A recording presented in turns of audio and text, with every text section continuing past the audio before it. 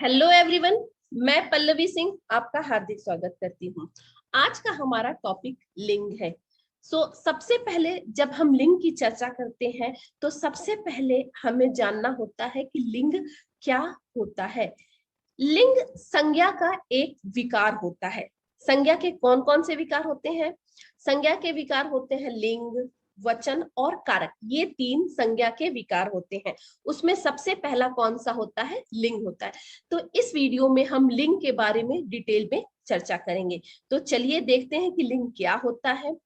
शब्द के जिस रूप या चिन्ह से उसके पुरुष या स्त्री जाति का होने का बोध हो उसे लिंग कहते हैं। अर्थात कोई भी एक अगर शब्द हमें दिख रहा है, उस शब्द के थ्रू हमें ये पता चलता है कि वो पुरुष जाति से रिलेटेड है और स्त्री जाति से रिलेटेड है, तो उसे हम लिंग कहते हैं।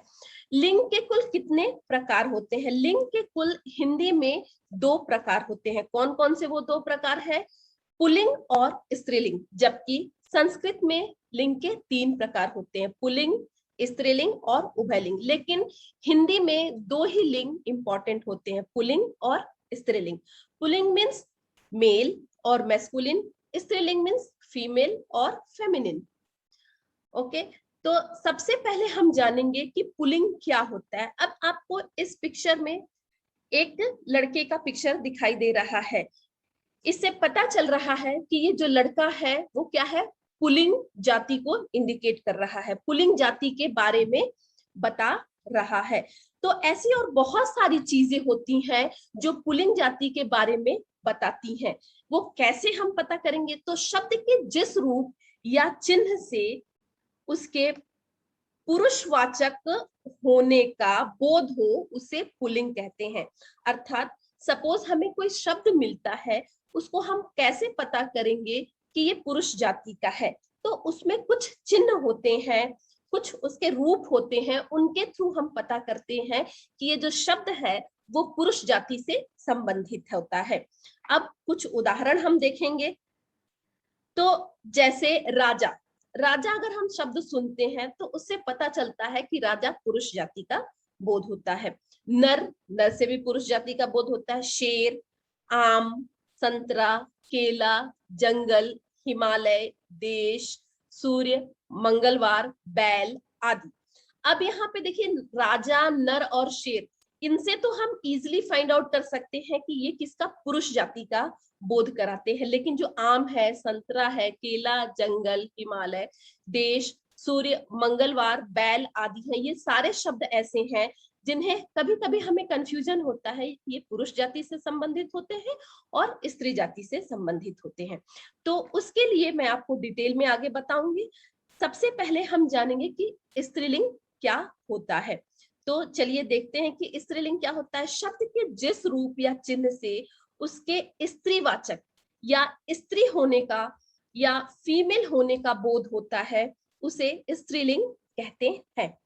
अब यहाँ पे कुछ एग्जाम्पल जैसे देखा हमने हमने पुरुष में क्या देखा? राजा, यहाँ पे स्त्री में रानी, पुरुष में नर, स्त्री में नारी, पुरुष में शेर, स्त्री में शेरनी, पुरुष में आदमी, स्त्री में औरत। तो ये सारी चीजें तो हमें बता रही हैं कि नहीं ये स्त्रीलिंग है। लेकिन गंगा, यमुना, सरस्वती, ये सारी जो नदियां हैं, पूर्णिमा है, खटिया है, रोटी, कबूतरी, कबूतरी भी हमें लग रहा है कि ये स्त्री जाति का बोध करा रहा है। भिंडी, गाय, ये पुरुष है या स्त्रीलिंग? कभी कभी ये बच्चों को और स्टूडेंट्स को कंफ्यूजन होता है। तो इसके बारे में हम डिटेल में जानेंगे।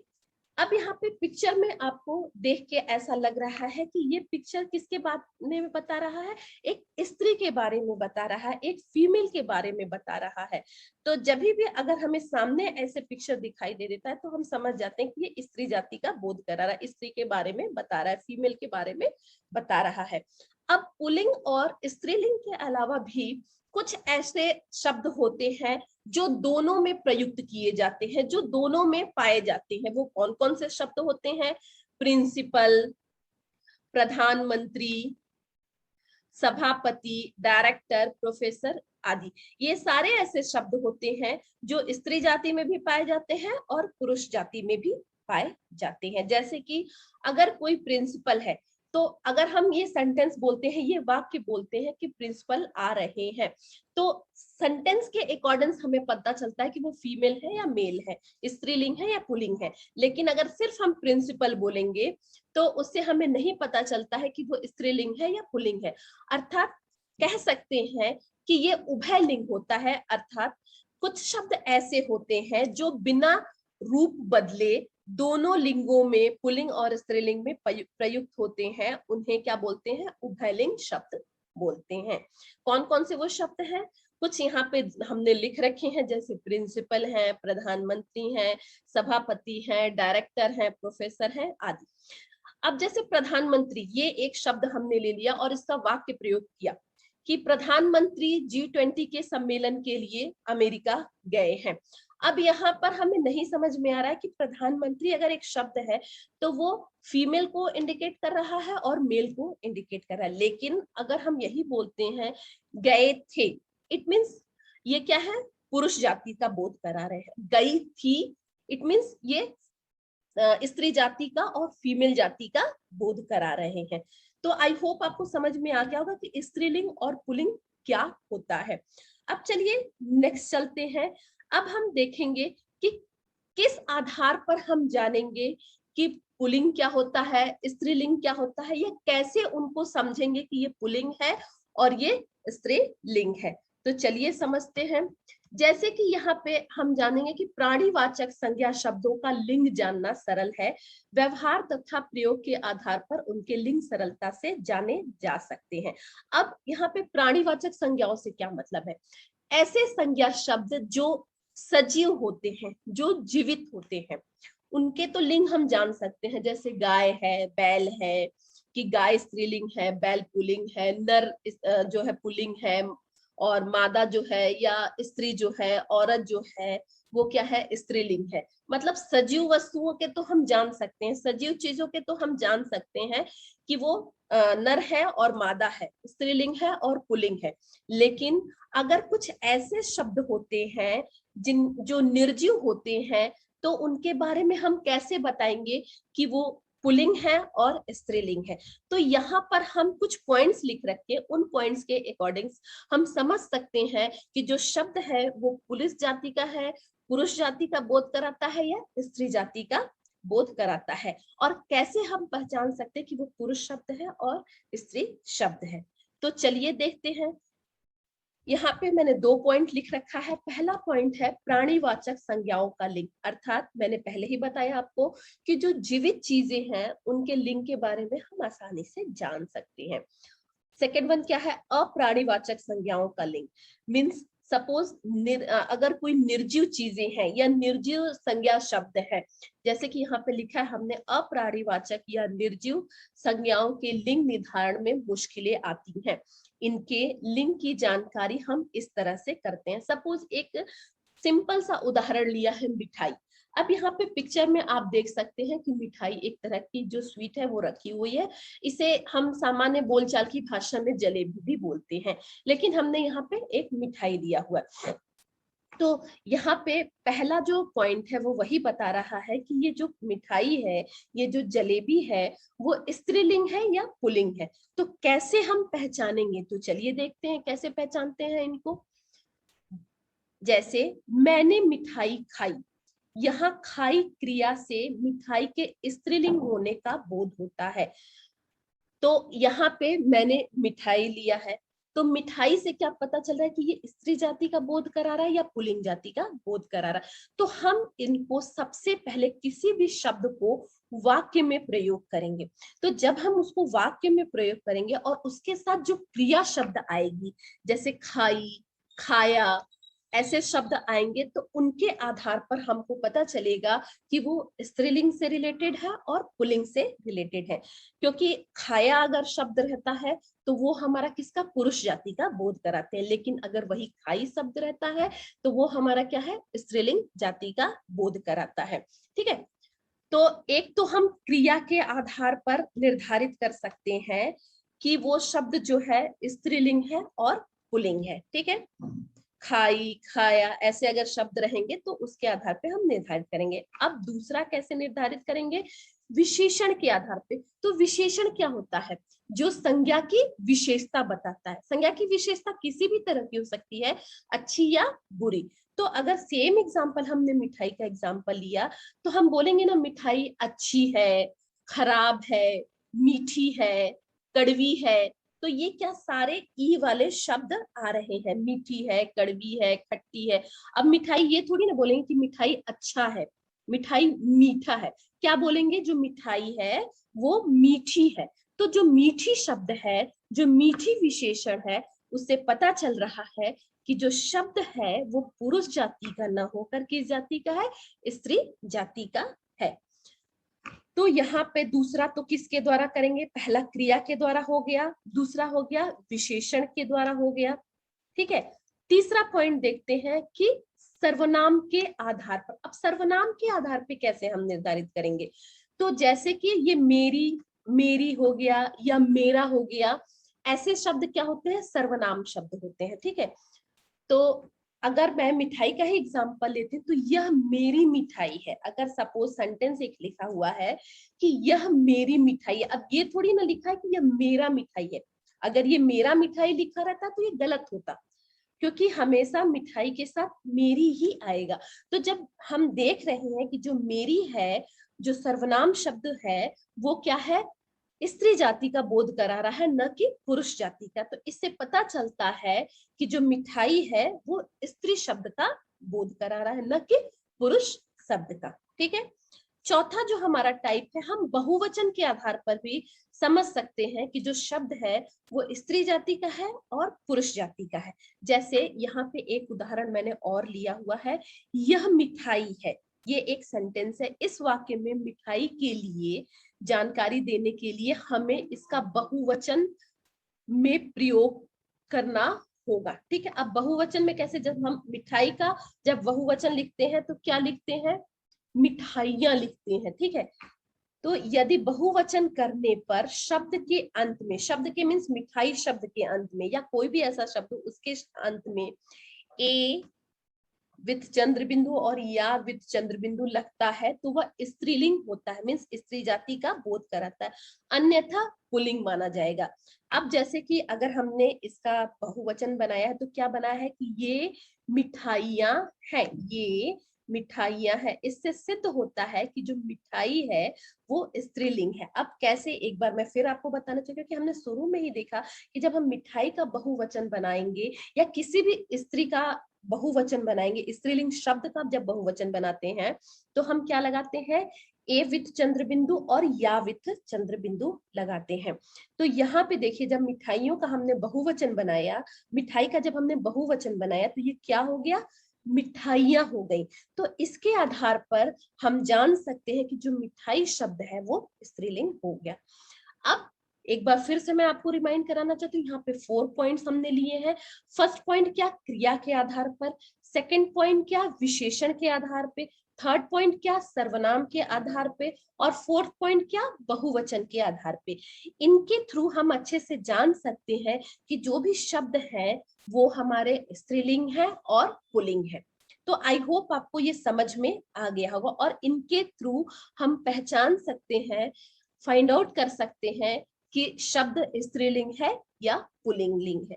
तो ये दो तरह के प्रश्न आपके परीक्षा में पूछे जाते हैं। पहला तो पूछा जाता है कि कुछ शब्द दे दिए जाते हैं या एक शब्द दे दिया जाता है और आपसे पूछा जाता है कि ये जो शब्द है वो स्त्री जाति से संबंधित है और पुरुष जाति से संबंधित है। जैसे कि एक शब्द हमने ले लिया पपीता।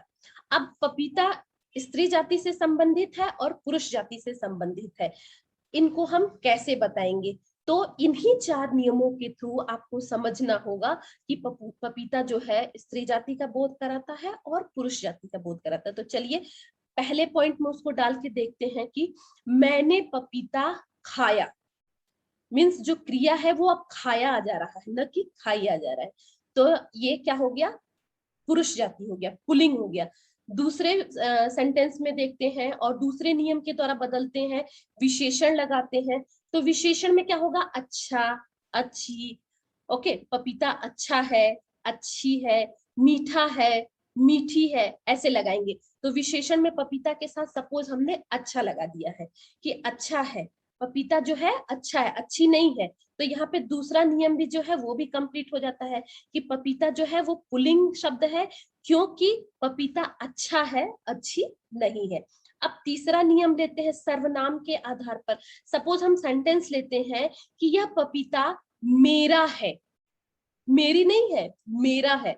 तो यहाँ पे सर्वनाम क्या शब्द हो गया, मेरा हो गया, और मेरा शब्द हमेशा पुल्लिंग जाति को बोध कराता है।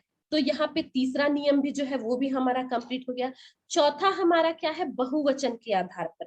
अब बहुवचन के आधार पर जो पपीता शब्द है, ये जब हम उसको बहुवचन बनाते हैं तो पपीते हो जाता है, पपीते हो जाता है। और इसमें जो चंद्र बिंदु है वो नहीं आता है।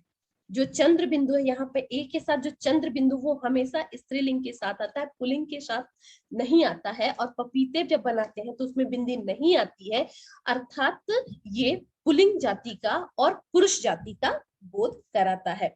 तो ये जो पहला आपसे प्रश्न पूछता है कि सपोज दे दिया कि पपीता, अब पपीता पुल्लिंग शब्द है, फर्स्ट ऑप्शन, स्त्रीलिंग है, उभयलिंग है, या कोई नहीं है, ठीक है। तो आपको हमेशा लगाना होगा कि जो पपीता है वो पुल्लिंग है। तो एक तो ये फाइंड आउट करने का तरीका आपको पता चल गया कि आप इजिली कैसे फाइंड आउट कर सकते हैं कि कोई भी जो शब्द है वो पुरुष जाति का है और स्त्री जाति का है। तो आई होप आपको ये अच्छे से समझ में आ गया होगा। अब यहाँ पे हम कुछ और चीजों को देखेंगे कि पुल्लिंग जो शब्द है वो कौन कौन से होते हैं। तो कुछ चीजें तो फिक्स होती हैं कि वो पुरुष जाति से रिलेटेड है और स्त्री जाति से रिलेटेड है। अब हमको उन चीजों को हमको याद करना होगा, क्योंकि बहुत सारी ऐसी चीजें हैं जिन पे कि हम नियम नहीं लगा सकते, और अगर हम इनको याद कर लेते हैं तो हमें हमेशा के लिए मेमोराइज हो जाता है और हमेशा के लिए हमारे माइंड में हो जाता है। और याद करने के साथ साथ भी वो चारों नियम उन पे लगा के देख लेते हैं कि वो स्त्री जाति का बोध करा रहे हैं और पुरुष जाति का बोध करा रहे हैं। तो चलिए पुल्लिंग की पहचान कैसे होती है। अब यहाँ पे अकारांत तत्सम संज्ञाएं प्रायः पुल्लिंग होती हैं। अब यहाँ पर आप देख रहे हैं कि सब जो लेटर्स दिए हुए हैं लास्ट में अ से उनका अंत हो रहा है। अब अकारांत आप बोलेंगे, आपको नहीं पता होगा, बहुत स्टूडेंट्स ऐसे उनको नहीं पता होगा कि अकारांत क्या होता है। अकारांत होता है कि जो किसी भी शब्द का अंत जब अ से समाप्त होता है, उसका अंत जब अ लेटर से होता है, अ वर्ण से होता है, तो उसे अकारांत कहते हैं।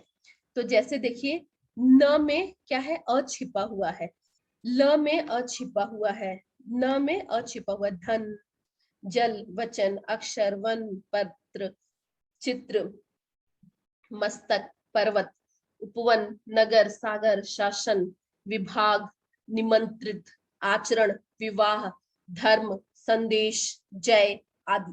ये सारे शब्द क्या है, ये सारे शब्द पुल्लिंग शब्द है। अब यहाँ पे जैसे देख लेते हैं कि अगर सपोज विवाह शब्द दिया, इसमें ये नियम लागू हो रहा है कि नहीं। तो जैसे कि मेरा विवाह हुआ था, मेरी विवाह नहीं, मेरा विवाह 2010 में हुआ था, इट मीन्स मेरा विवाह, तो ये पुल्लिंग शब्द है। अब विवाह की जगह ही अगर हम शादी शब्द लेते हैं तो वो स्त्रीलिंग हो जाता है। कैसे, मेरी शादी 2010 में हुई थी। इट मीन्स जो शादी शब्द है वो स्त्रीलिंग है, लेकिन अगर वही विवाह शब्द होता है तो वो है, होता है क्या है, पुल्लिंग होता है, ठीक है। और कोई भी विवाह सॉरी कोई भी विभाग होता है, वो विभाग क्या होता है, पुल्लिंग होता है। शासन, किसी भी तरह का शासन जो होता है पुल्लिंग होता है। अगर कोई भी पर्वत आ जाता है तो वो भी हमारा पुल्लिंग होता है, ठीक है। तो ये पहला वाला तो आपको समझ में आ गया होगा कि अ अंत, अ शब्द जो अ लेटर है, अगर किसी भी शब्द के अंत में आता है तो वो हमारा क्या होता है, पुल्लिंग होता है। इट मीन्स अकारांत शब्द जो होते हैं वो पुल्लिंग होते हैं। दूसरा क्या है, हिंदी की आकारांत संज्ञाएं प्रायः पुल्लिंग होती हैं। अब कैसे पुल्लिंग होती हैं, बुढ़ापा, पहनावा, चिमटा, झगड़ा, पहिया, पैसा, तांबा, सोना, लोहा, पराठा, हलवा, गुस्सा, किस्सा, चश्मा, फोड़ा, पटाखा, चमड़ा आदि, ये सारे शब्द के अंत में आप क्या देख रहे हैं कि यहाँ पे आ छिपा हुआ है, आ की मात्रा हुई है। तो जब ऐसे शब्द आपको दिखते हैं जहां पे कि आ जो होता है मात्रा उससे अंत होता है, तो उसे आकारांत शब्द कहते हैं। अब जैसे कि अगर हम एक एग्जाम्पल लेते हैं, यहाँ पे जो एग्जाम्पल है हमारा पहनावा। अब कि कोई व्यक्ति सपोज हमारे सामने से जा रहा है, तो हम क्या बोलेंगे कि उसका पहनावा अच्छा है। ये नहीं बोलेंगे कि उसकी उसकी पहनावा अच्छा है, ऐसा नहीं बोलेंगे, उसका बोलेंगे। तो उसका जब हम शब्द सुनते हैं तो वो पुरुष जाति के बारे में बताता है, न कि स्त्री जाति के बारे में बताता है। ठीक है। वैसे ही अगर हम देखते हैं कि सोना लेते हैं, यह सोना अच्छी नहीं है, अच्छा है। सपोज हम सोने का कोई भी ऑर्नामेंट लेने जाते हैं, कोई भी ज्वेलरी लेने जाते हैं, तो बोलते हैं कि सोने का इयररिंग जो है वो बहुत अच्छा है, अच्छी नहीं है, अच्छा है। तो यहाँ पे ये सारे शब्द जो है वो पुरुष जाति का और पुल्लिंग जाति का बोध करा रहा है। उसी तरह हलवा है, यहाँ पे हलवा अच्छा होता है, अच्छी नहीं होता है। ठीक है। मीठा होता है, मीठी नहीं होता है। ठीक है। तो ये सारे शब्द क्या है, पुल्लिंग जाति का बोध कराते हैं। नेक्स्ट है पर्वतों के नाम। अगर आप पर्वतों के नाम, कोई भी पर्वत होते हैं, जैसे हिमालय पर्वत है, विंध्याचल पर्वत है, सतपुड़ा पर्वत है, अरावली पर्वत है, राकी पर्वत है, ये सारे पर्वत हमेशा पुल्लिंग होते हैं।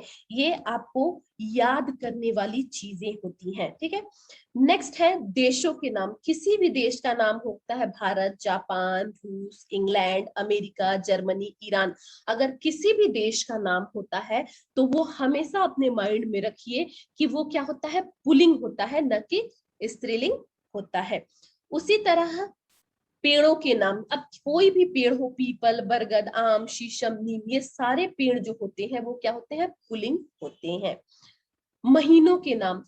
अंग्रेजी महीनों के जो भी नाम होते हैं, जैसे जनवरी, मार्च, मई, अप्रैल, जून, ये सारे जो होते हैं वो क्या होते हैं, वो होते हैं, पुल्लिंग होते हैं। ठीक है। ग्रहों के नाम, सारे ग्रह जैसे होते हैं, जो भी प्लैनेट्स होते हैं वो सारे क्या होते हैं, पुल्लिंग होते हैं। अपवाद में सिर्फ एक होता है, पृथ्वी। पृथ्वी जो ग्रह है वो स्त्री जाति का होता है, स्त्रीलिंग होता है। आपसे परीक्षाओं में ये प्रश्न पूछ दिया जाता है, आपके माइंड में हमेशा ये रहता है कि सब ठीक है, सारे जो ग्रह हैं वो पुल्लिंग होते हैं, लेकिन कभी कभी आपसे ये मिस हो जाता है जो अपवाद है। तो हमेशा जो है अपवाद वाले जो होते हैं शब्द, उनको हमेशा आपको केयरफुली पढ़ना होगा। जैसे जो पृथ्वी है वो क्या होती है, वो स्त्रीलिंग होती है, स्त्री जाति का बोध कर जाती है। और रिमेनिंग ऑल जो होते हैं ग्रह, रिमेनिंग ऑल जो ग्रह होते हैं वो क्या होते हैं, वो पुरुष जाति के होते हैं। उसी तरह वर्णमाला के जो अक्षर होते हैं, कुछ को छोड़कर सारे वो क्या होते हैं, पुल्लिंग होते हैं। अब वो जो अपवाद में होते हैं वो कौन से होते हैं, वो ई, छोटी ई, बड़ी और री। रिमेनिंग ऑल क्या होते हैं, वो पुल्लिंग होते हैं। उसी तरह अगर हम दिनों के नाम ले लेते हैं, सोमवार, मंगलवार, बुधवार, बृहस्पति, शुक्रवार, शनिवार, रविवार, ये सारे क्या होते हैं, पुल्लिंग होते हैं। हिंदी महीनों के नाम, माघ, पूस, बैसाख, ये सारे क्या होते हैं, ये भी क्या होते हैं, पुल्लिंग होते हैं। मीन्स अगर हिंदी महीने हो और अंग्रेजी महीने हो, दोनों महीने क्या होते हैं, वो हमारे पुल्लिंग होते हैं, न कि स्त्रीलिंग।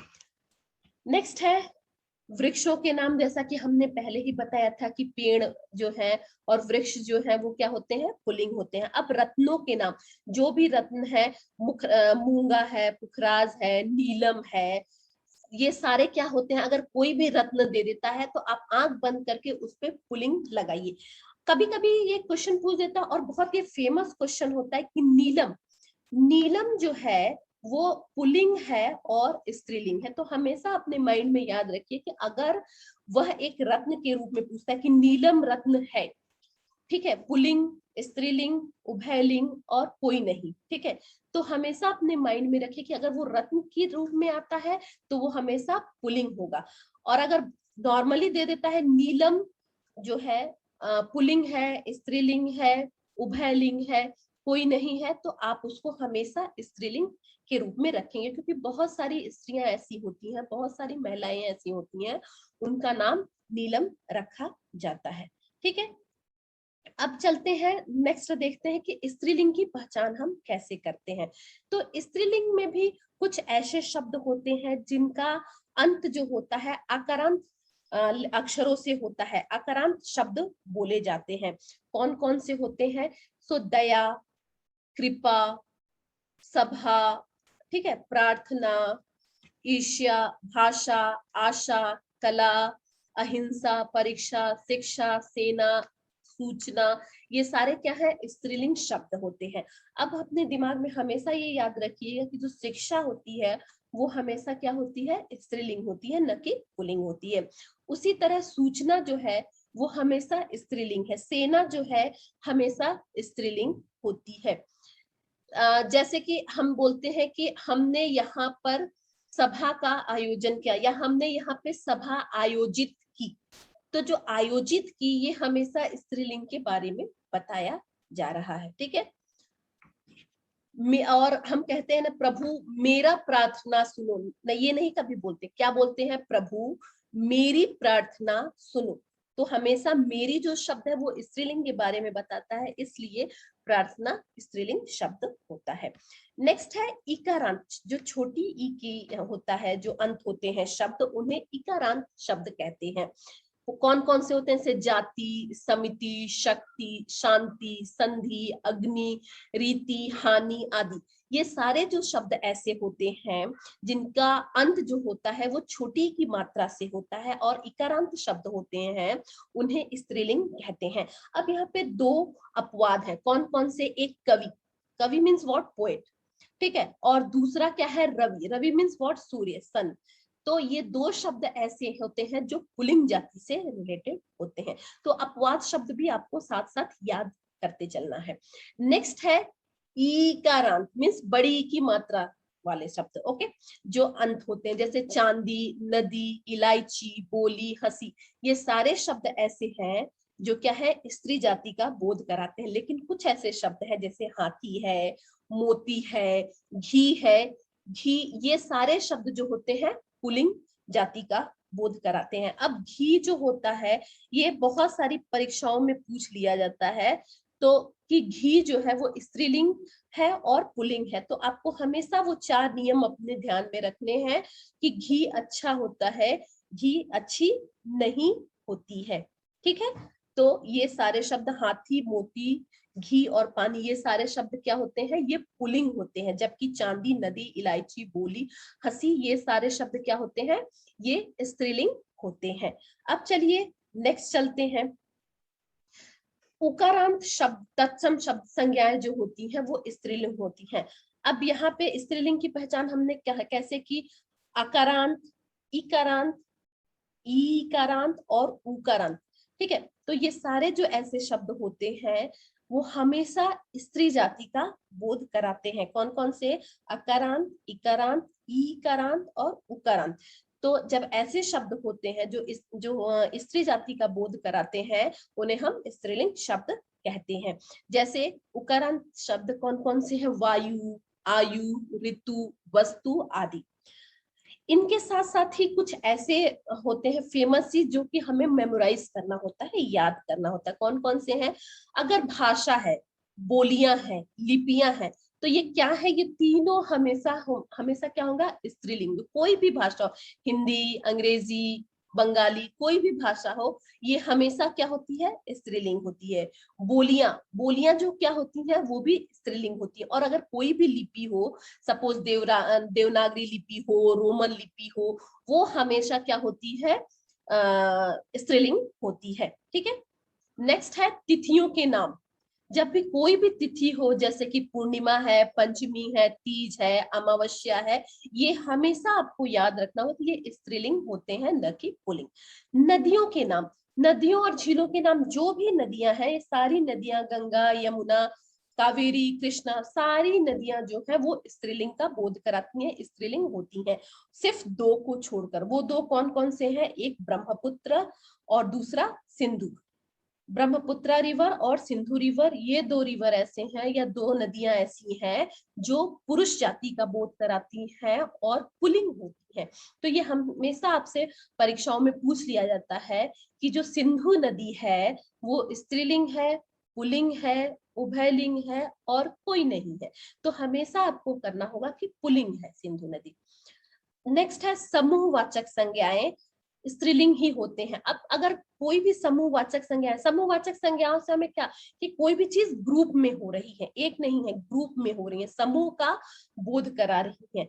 तो जब ऐसे कुछ भी होते हैं तो वो हमेशा क्या होते हैं, स्त्रीलिंग होते हैं।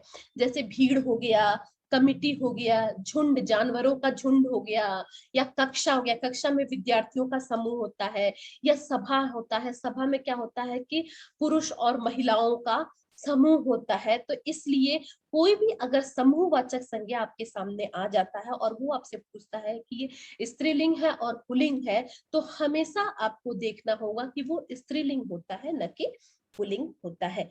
तो ये तो आपको अच्छे से समझ में आ गया।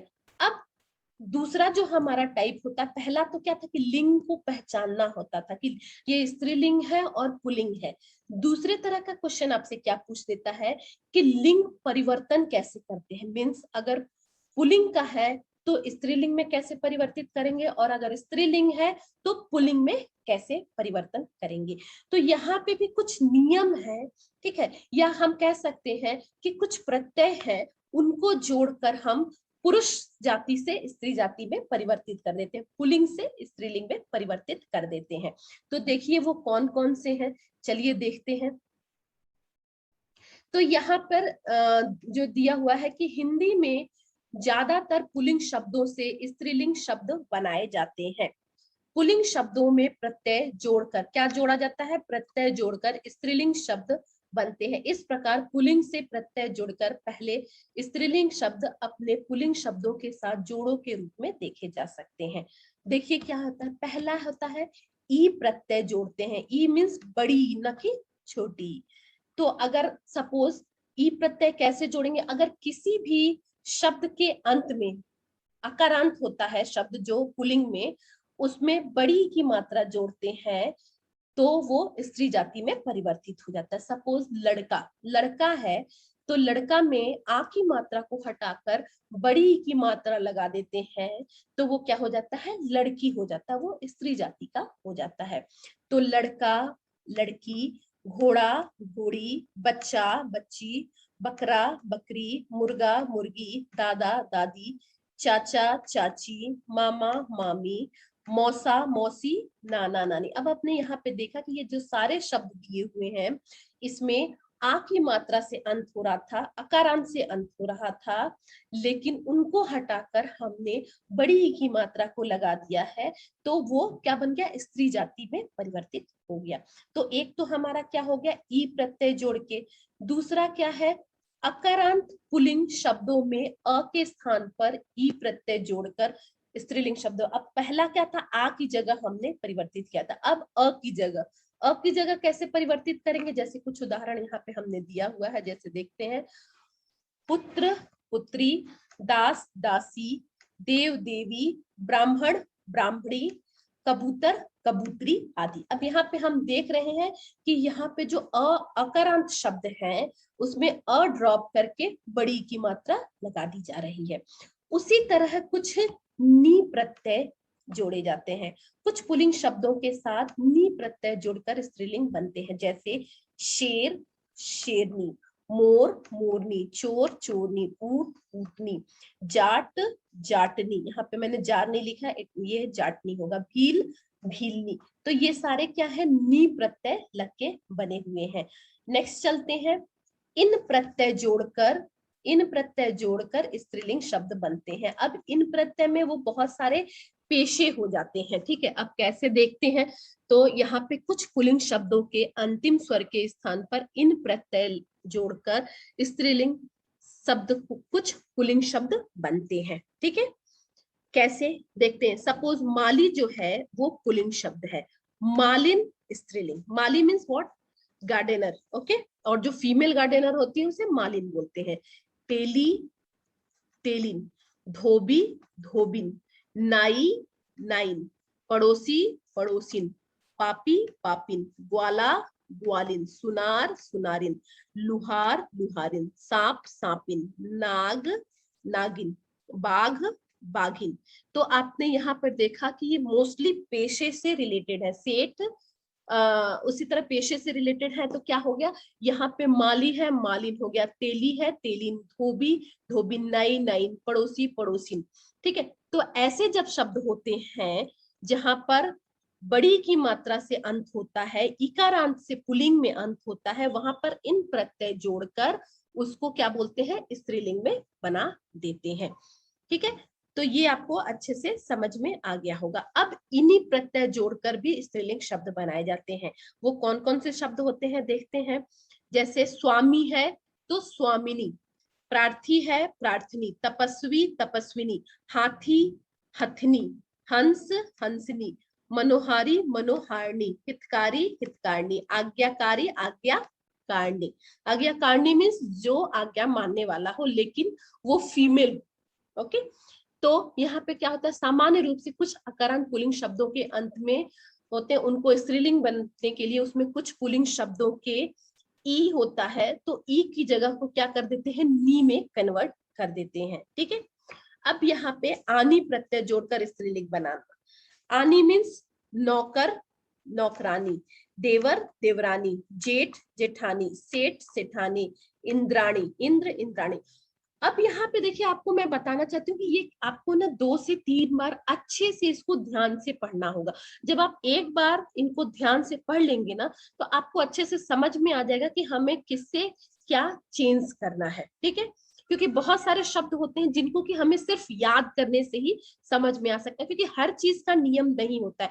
90% नियम हम अप्लाई करेंगे, लेकिन कुछ ऐसे 10% है जो कि हमें याद भी करने होंगे। तो वो ये याद करने वाले 10% में ये है। तो जब भी आप इनको 2 से 3 से 4 बार पढ़ेंगे, आप एक हफ्ता कंटिन्यूअस उनको पढ़ेंगे पर डे 7 डेज, तो आपको ये अच्छे से मेमोराइज हो जाएगा।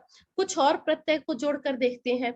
आइन प्रत्यय जोड़कर स्त्रीलिंग शब्द बनाना। अब यहाँ पे जो पुल्लिंग है उनमें आइन लगा देंगे तो स्त्रीलिंग में परिवर्तित हो जाएंगे। वो कौन कौन से शब्द हैं, जैसे है ठाकुर ठकुराइन, पंडित पंडिताइन, लाला ललाइन, पांडा पंडाइन, चौधरी चौधराइन, गुरु गुरुआइन, हलवाई हलवाइन। तो ये देखिए यहाँ पे क्या आइन प्रत्यय लग रहा है। उसी तरह ईया प्रत्यय जोड़ते हैं। अब यहाँ पे देखिए क्या है, चूहा, आ की जगह यहाँ पे क्या लग रहा है, चूहिया लग रहा है।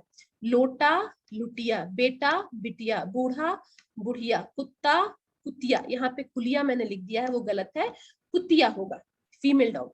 डिब्बा डिबिया, गुड्डा गुडिया, बंदर बंदरिया। तो सब ये सब जब हम देखते हैं तो यहाँ पे क्या हो गया, यहाँ पे जो पुल्लिंग शब्द है उसमें इया जोड़ के उसको स्त्रीलिंग बना दिया गया है। ठीक है, अब कुछ ई का प्रत्यय जोड़ के भी स्त्रीलिंग शब्द बनाते हैं, जैसे कि अध्यापक, अध्यापक मीन्स मेल टीचर, अध्यापिका, लेखक लेखिका, शिक्षक शिक्षिका, नायक नायिका, गायक गायिका, परिचारक परिचारिका, याचक याचिका, बालक बालिका, साधक साधिका। अब यहाँ पे देख रहे हैं कि जो पुरुष जाति का शब्द है या जो पुरुषवाचक शब्द है, उनको स्त्रीलिंग बनाने के लिए हमने उनमें क्या प्रत्यय जोड़ा है, ई का प्रत्यय जोड़ा है। अब यहाँ पे कुछ पुरुष जो शब्द हैं या कुछ पुरुषवाचक जो शब्द हैं, उनमें वती और वती लगाकर भी उनको स्त्रीलिंग में परिवर्तित किया जाता है। वो कौन कौन से शब्द हैं, जैसे कि गुणवान गुणवती, भाग्यवान भाग्यवती, भगवान भगवती, विद्यावान विद्यावती, धनवान धनवती, पुत्रवान पुत्रवती। अब यहाँ पे बोलेंगे कि भाग्यवान तो हमेशा महिलाओं के लिए यूज होता है, भाग्यवान, जो कि हम अपनी पत्नियों को मतलब जो पुरुष जाति होते हैं वो अपनी पत्नियों को बोलते हैं, नहीं, लेकिन यहाँ पे जो भाग्यवान शब्द है वो होता है पुरुष जाति से, पुल्लिंग शब्द होता है। ठीक है, चलिए और कुछ देखते हैं। कुछ ऐसे प्रत्यय होते हैं उनको आ प्रत्यय जोड़ते हैं उनमें, और उनको किसमें, स्त्रीलिंग में परिवर्तित करते हैं, जैसे कि सूत को सूता, छात्र छात्रा, बाल बालिका, बालक यहाँ पे होगा, बालक बालिका। आचार्य आचार्या, अनुज अनुजा, शिष्य शिष्या, महोदय महोदया। महोदया मतलब फीमेल, अगर कोई रिस्पेक्टिव पर्सन हो और वो फीमेल हो तो उसे महोदया बोलेंगे, ठीक है। और यहाँ पे बाल लड़कों के लिए यूज होता है और बाला जो होता है लड़कियों के लिए यूज हो जाता है। जैसे कि पहले के नामों में, हम बहुत सारे नामों में ऐसा होता था कि मधुबाला, शशिबाला, ऐसा नाम रखते थे, क्योंकि जो बाला शब्द होता है वो स्त्री जाति का बोध कराता है, स्त्रियों से रिलेटेड होता है, तो इसलिए बहुत सारे नाम के साथ बाला वो ऐड कर देते थे, ठीक है। क्या करते हैं कि शब्द तो सेम ही रहता है, लेकिन उनको पुरुष या स्त्री जाति का इंडिकेट करने के लिए उसमें क्या परिवर्तन करते हैं, ठीक है। तो अगर कुछ ऐसे शब्द होते हैं जैसे भालू, भेड़िया, खरगोश, गैंडा, मक्खी, चील, छिपकली, कोयल, अब ये सारे ऐसे शब्द होते हैं, या मगरमच्छ होता है या भेड़ होता है, ये सारे शब्द जो होते हैं या तो वो पुरुष जाति से रिलेटेड होते हैं या स्त्री जाति से रिलेट होते हैं। तो उनको कैसे हम पुरुष या स्त्री जाति में बदल सकते हैं?